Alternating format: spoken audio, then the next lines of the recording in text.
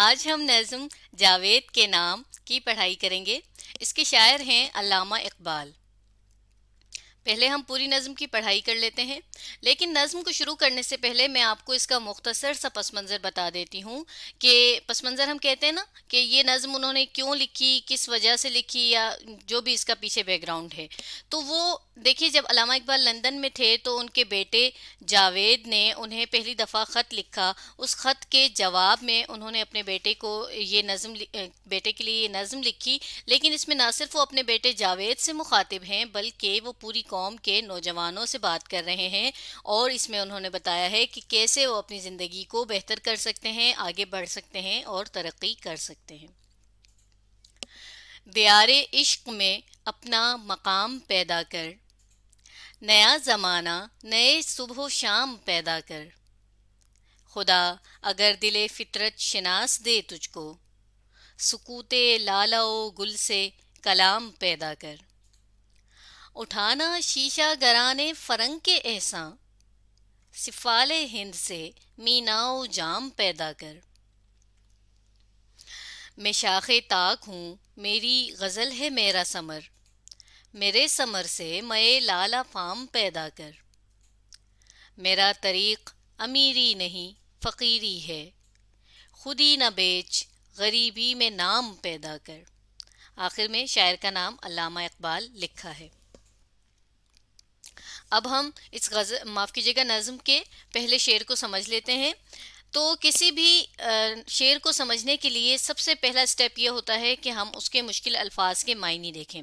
یہاں پر پہلا لفظ ہے دیار عشق، دو لفظوں کی ترکیب ہے دیار اور عشق۔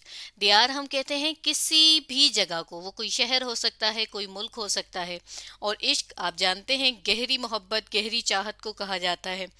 اور یہاں پر یہ ترکیب استعمال ہوئی ہے محبت کی دنیا کے لیے، یعنی دیار کو کن معنی میں استعمال کیا؟ جگہ کی، دنیا کے معنی میں۔ مقام یعنی کہ جگہ، اور مرتبہ، تو یہاں پر یہ دونوں معنی میں استعمال ہوا ہے، جگہ اور مرتبہ۔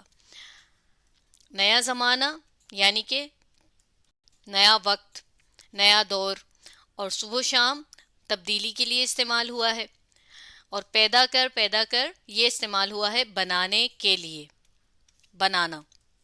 اب اگر ان لفظوں کو سامنے رکھتے ہوئے ہم اس شعر کا مفہوم دیکھیں تو وہ کچھ یہ بن رہا ہے کہ محبت کی دنیا میں اپنی ایک جگہ یا مرتبہ بناؤ، پھر اس جگہ یا اس مرتبے سے نیا وقت یا نیا دور پیدا کرو اور اپنی زندگی میں تبدیلی لاؤ۔ یہ تو اس کا وہ مفہوم ہے جو ان لفظوں کے معنی کو سامنے رکھتے ہوئے بنا ہے۔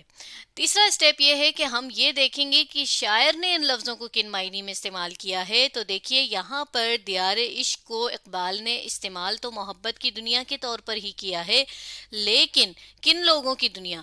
ان لوگوں کی دنیا جو اللہ تعالیٰ سے محبت کرتے ہیں۔ محبت کی کون سی دنیا؟ کہ ان لوگ جس میں وہ لوگ رہتے ہیں کہ جو اللہ سے محبت کرتے ہیں۔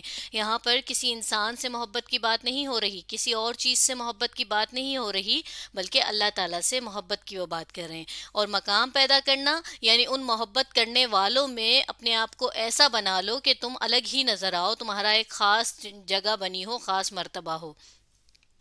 اور نئے زمانے کو انہوں نے اسی معنی میں استعمال کیا ہے کہ اب نئے دور کو اپناؤ، نئے وقت کو اپناؤ، پرانی خیالات، پرانے وقت کی باتیں انہیں اب چھوڑ دو کیونکہ اب وہ فائدہ نہیں دے رہی۔ اور صبح و شام کا بھی انہوں نے اسی معنی میں استعمال کیا ہے کہ اب تبدیلی لاؤ۔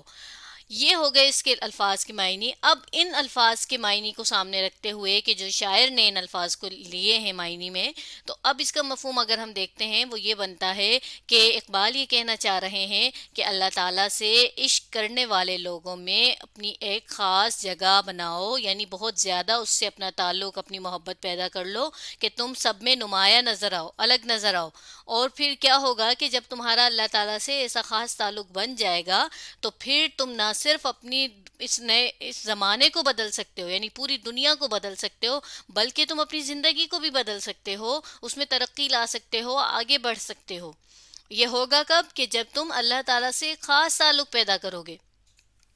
اب خاص تعلق کیا ہے، اس کو اگر مثال سے ہم سمجھیں، دیکھیں بالفرض دنیا میں کوئی ایک ایسا شخص ہے جسے بہت سارے لوگ چاہنے والے ہیں، بہت سارے لوگ اسے محبت کرتے ہیں، چاہتے ہیں، لیکن کوئی ایک شخص ایسا بھی ہے جو اس سے بہت زیادہ محبت کرتا ہے، اور سب لوگ جانتے ہیں کہ ہاں بھائی وہ جو شخص ہے نا وہ تو اس سے سب سے زیادہ محبت کرتا ہے۔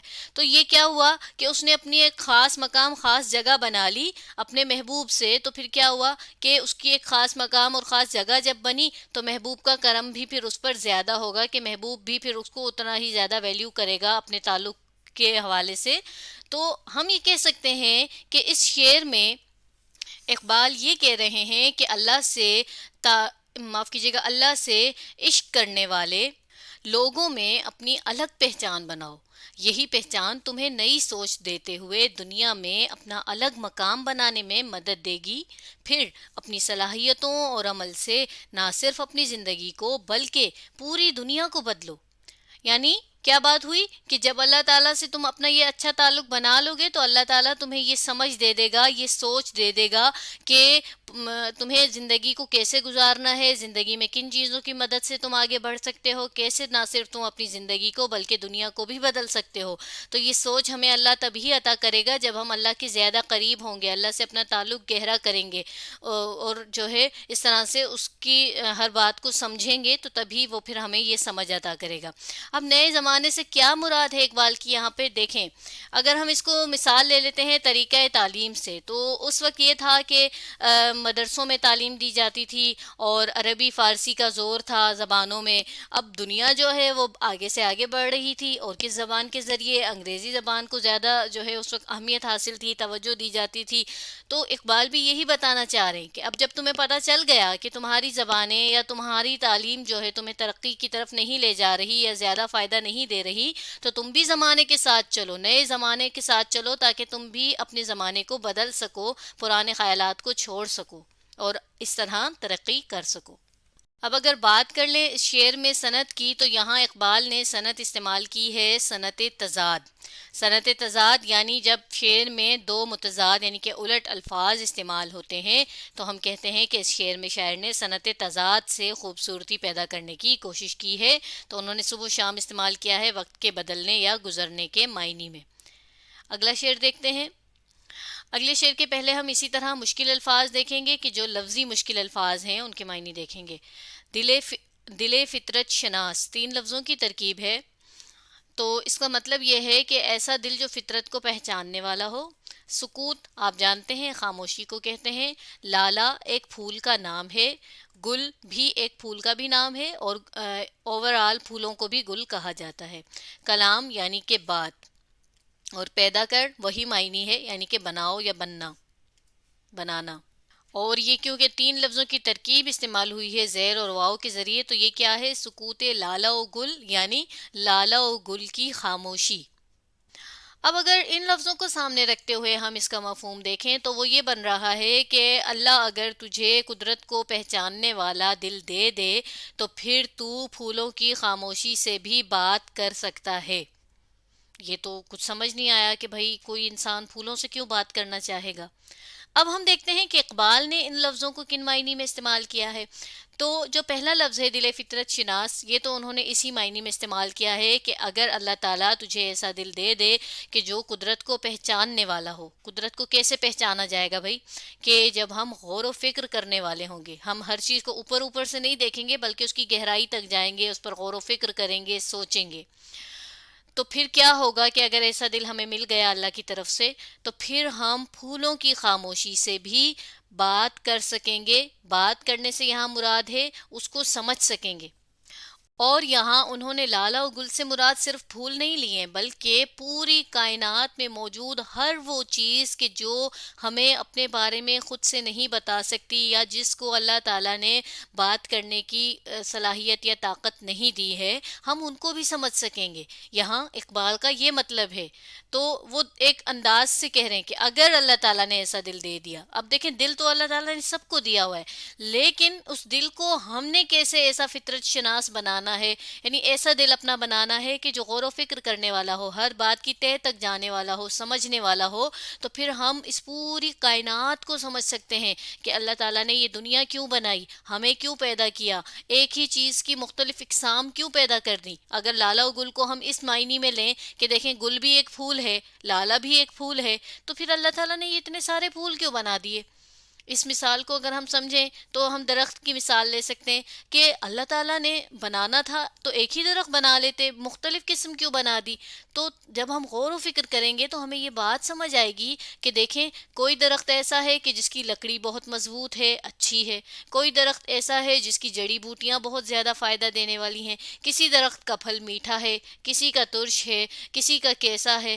تو یہ ہر ایک چیز کو بنانے کی وجہ تھی کہ ہر ایک چیز کے اپنے فائدے، اپنے نقصانات ہیں، اپنی ایک جو ہے اس کا وجود ہے، تبھی اللہ تعالیٰ نے اتنا کچھ بنا ڈالا۔ تو یہ انہوں نے تو صرف یہ اس ایک مثال سے ہمیں سمجھایا ہے، لیکن اس ایک مثال ہی سے ان کا مطلب ہے پوری کائنات، پوری دنیا میں موجود ہر چیز، چاہے وہ ہمیں اپنے بارے میں خود سے بتا سکتی ہو یا نہ بتا سکتی ہو۔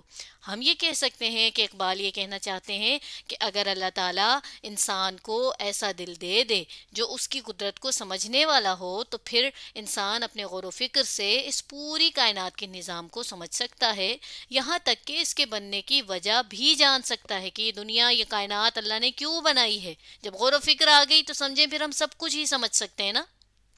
اب صنعت کی بات اگر کر لیں تو یہاں پر اقبال نے صنعت استعارہ کا استعمال کیا ہے۔ کیسے بھلا؟ لالا و گل سے انہوں نے مراد لی ہے کائنات کا سارا نظام یا کائنات کی سب چیزیں، وہ چیزیں بھی جو بول نہیں سکتی، بات نہیں کر سکتی۔ اور اسی طرح کلام کا معنی تو بات کرنا ہوتا ہے، لیکن یہاں انہوں نے کلام کا مطلب لیا ہے سمجھنا۔ اب ہم اگلا شعر دیکھتے ہیں۔ پہلے اس کے اسی طرح مشکل الفاظ کے معنی ہے کہ شیشہ گران فرنگ، 3 لفظوں کی ترکیب ہے۔ شیشہ گران کہا جاتا ہے شیشے بنانے والے، شیشے کے کام کرنے والے کو۔ فرنگ سے مراد ہے انگلستان یعنی یورپ، یا پھر یورپ کا کوئی ایک ملک بھی فرنگ کہلایا جاتا ہے۔ سفال کہتے ہیں مٹی کو بھی، مٹی کے برتن کو بھی، اور سفال ہند کی ترکیب استعمال ہوئی ہے یعنی ہندوستان کی مٹی۔ مینا و جام 2 برتنوں کے نام ہیں، آپ اس کو مجموعی طور پر برتن بھی کہہ سکتے ہیں اور سراہی اور پیالہ بھی کہہ سکتے ہیں۔ پیدا کرنا، بنانے ہی کے معنی میں استعمال ہوا ہے۔ اب ان لفظوں کے معنی کو سامنے رکھتے ہوئے اگر اس کا مفہوم دیکھیں تو وہ یہ بن رہا ہے کہ انگلستان کے شیشہ بنانے والوں کے جو ہے احسان مت اٹھاؤ، بلکہ اپنے ہندوستان ہی کی مٹی سے برتن بناؤ۔ یہ تو بڑا عجیب سا کچھ لگ رہا ہے۔ اب دیکھتے ہیں کہ اقبال نے ان لفظوں کو کن معنی میں استعمال کیا ہے۔ تو دیکھیں، شیشہ گران فرنگ سے اقبال کی مراد ہے انگلستان کی تہذیب، یورپ کے طور طریقے، ثقافت، تہذیب کو انہوں نے یہاں پر مثال لی ہے۔ اور کیوں لی ہے کہ وہ شیشے سے کیوں انہوں نے اسے ملایا ہے کہ وہ شیشے کی طرح نازک ہے۔ نازک کیوں ہے؟ اس لیے کہ دیکھیں، جب ہم کسی اور کا طور طریقہ اپناتے ہیں، کسی اور کے رنگ ڈھنگ میں رنگنا چاہتے ہیں، تہذیب اپناتے ہیں، تو کیا ہوتا ہے کہ ہم اسے پوری طرح نہیں اپنا سکتے۔ نیچرلی جس طرح ہم اس ملک کے لوگ اسے اپنا رہے ہیں، استعمال کریں، ہم ویسے نہیں کر پاتے۔ تو جب ہم ایسا کرتے ہیں تو ہم اپنی چیز کو بھی بھول جاتے ہیں، دوسرے کی چیز کو بھی صحیح سے نہیں اپنا پاتے۔ یوں ہم 2 کشتیوں کا جب سوار بنتے ہیں تو ہم نہ یہاں کے رہتے ہیں نہ وہاں کے، جس کے لیے ہم ایک محاورہ بھی استعمال کرتے ہیں کہ کوا چلا ہنس کی چال، اپنی چال بھی بھول گیا۔ یہاں اقبال کا بھی یہی مراد ہے کہ وہ کہہ رہے ہیں کہ مغرب کی تہذیب سے مروب مت ہو، اس کو مت کاپی کرو، اس کو مت اپناؤ، بلکہ اپنی ہی مٹی، اب یہاں سفال ہند سے مراد ہے ہندوستان کی تہذیب، ہندوستان کے طور طریقے، ہندوستان کے رنگ ڈھنگ، یہ سب بات یہاں پر سفال ہند کے معنی میں انہوں نے استعمال کی ہے۔ اور مینا و جام یعنی اس تہذیب کو، اس طور طریقے کو نکھارو، کہ کسی اور ملک کے طور طریقوں سے نہ جو ہے اس کے رعب میں آؤ کہ وہ اچھے ہیں، ان کے رنگ ڈھنگ اور وہ تو بڑے جو ہے خوبصورت ہیں، یعنی شیشے کی طرح اجلے، صاف ستھرے، خوبصورت طور طریقے ہیں، اس کو مت دیکھو، بلکہ اپنی ہی تہذیب کو اس طرح سے کام میں لاؤ، اپنے ہی ملک میں موجود وسائل کو ایسے کام میں لاؤ کہ اس کے ذریعے ہی تم آگے بڑھ جاؤ۔ تمہارے اپنے ملک میں ہی جو طور طریقے، تہذیب موجود ہے، بہت زیادہ ہے وہ، یعنی رچ ہے نا۔ ہندوستان کا کلچر کلچر ایک پرانا قدیم کلچر ہے، بہت کچھ ہے اس میں، تو انہوں نے بھی یہی بات کی ہے کہ اپنی ہی تہذیب کو اپناؤ، اپنی ہی تہذیب سے تم جو ہے آگے بڑھو، کیوں تم کسی اور کو کاپی کر کے اور آگے بڑھنا چاہتے ہو؟ ایک یہاں پر انہوں نے ہدایت سی کرنے کی کوشش کی ہے۔ تو ہم یہ کہتے ہیں کہ یہاں پر اقبال نے یہ کہا ہے کہ مغرب کے طور طریقوں کو اپنانے یا ان سے سیکھنے اور مدد لینے کے بجائے اپنی ہی ثقافت میں موجود طور طریقوں کو محنت اور قابلیت سے نکھارا جا سکتا ہے۔ اس طرح ملک میں موجود وسائل کو کام میں لاتے ہوئے ترقی کی جا سکتی ہے۔ اب اس شعر میں شاعر نے صنعت استعارہ کا استعمال کیا ہے، اور صنعت استعارہ کے طور پر انہوں نے شیشہ گران فرنگ سے مراد لی ہے مغرب کی تہذیب، سفال ہند کہا ہے ہندوستان کی تہذیب کو، اور مینا و جام کہا ہے اس تہذیب کو نکھارنے کے لیے۔ تو آج ہم نے نظم جاوید کے نام کے پہلے حصے کی پڑھائی کی۔ اب اگلی ویڈیو میں ہم اس کا باقی حصہ پڑھیں گے۔ آپ اس ویڈیو کو دوبارہ دیکھیے اور اس سبق کو سمجھنے کی کوشش کیجیے۔